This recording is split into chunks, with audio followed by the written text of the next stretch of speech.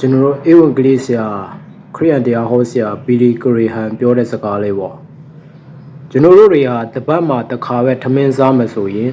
ပိန်လာမယ်အားချိနေလာမယ်ခွန်အားရောလာမယ်အဲ့လိုပဲတဲ့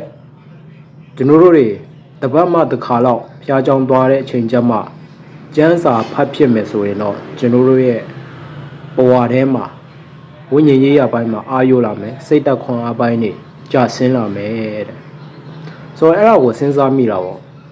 အခုလောကမှာအောင်မြင်နေတဲ့လူတွေကသူတို့တွေကဘယ်လိုမျိုးစိတ်သက်ခွန်အားနဲ့လှုပ်ဆောင်ကြတယ်လဲကျွန်တော်စဉ်းစားကြည့်တဲ့အခါမှာအောင်မြင်တဲ့လူတော်တော်များများကိုပြန်ပြီးသုံးတတ်တဲ့အခါမှာသူတို့တွေလည်းနေတိုင်းမှာကိုယ့်ကိုယ်ကိုအားဖြည့်ရတယ်ဗျကိုယ့်ကိုယ်စိတ်သက်ခွန်အားမြင့်အောင်လှုပ်ဆောင်ကြတယ်ပြီးတော့သူတို့တွေကစာတွေဖတ်ကြတယ်ချမ်းသာတဲ့ပုဂ္ဂိုလ်တွေကိုအရင်ကြည့်မယ်ဆိုဘေးဂိတ်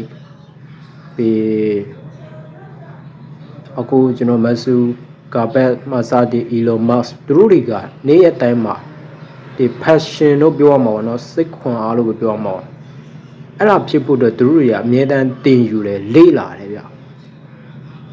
အဲ့တင်ယူမှုလေ့လာမှုကိုယ့်ကိုယ်ခွန်အားဖြစ်စေမဲ့အရာကိုမလုပ်ဘူးဆိုရင်တဲ့သူတို့တွေကကြာဆင်းတယ်တဲ့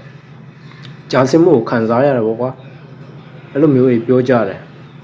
ဆိုတော့ကျွန်တော်တို့ရဲ့ဘဝမှာရောကျွန်တော်တို့အမြဲတမ်းလှုပ်ဖြစ်ကြသလားဆိုတော့ပြန်ပြီးသုံးတတ်ဖို့ပေါ့နော်ဒေချာတော့ကျွန်တော်တို့ဆက်ပြီးတင်ယူလေ့လာမှုတွေ